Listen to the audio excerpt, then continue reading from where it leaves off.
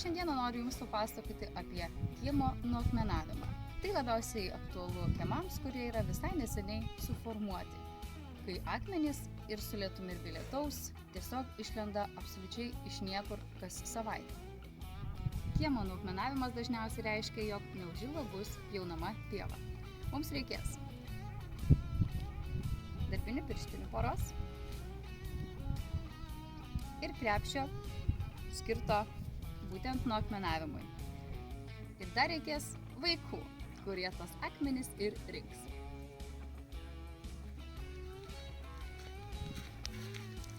Jauna, prašau, surinks akmenis nuo kiemo. Ne, kodėl aš? Jūs niekada nerenkat ir mums visada suverčiat visą darbą. Jauna, prašau. Ne. Užblokuosiu telefoną.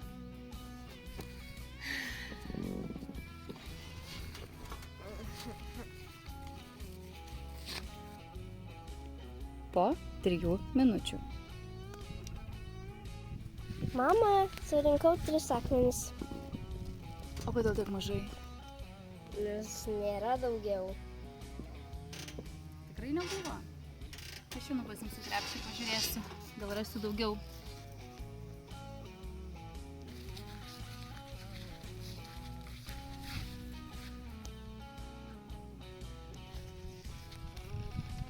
Jei tikrai akinių reikia. Taigi akmenų rinkimo metodika yra labai įvairi. Galima rinkti žąsele, kas labai yra neblogai kojų raumenims. Tas metodas yra, kai renkate taip, lyg turėtumėte grūdimą, kuris jums apmokėtų naują nugarą.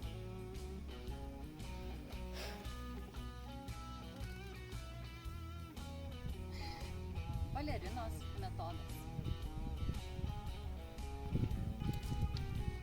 Jeigu čia balerina, aš galiu tada šaukti kaip Michaelas Jacksonas.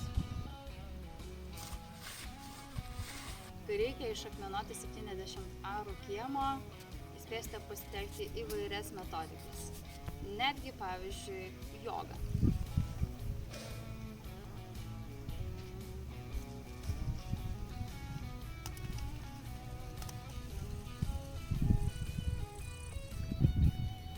Kai jau beveik visi paviršiniai akmenys yra išrinkti,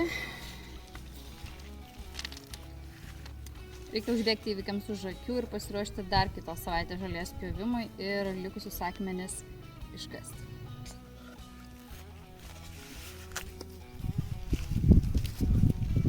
Po 2 valandų.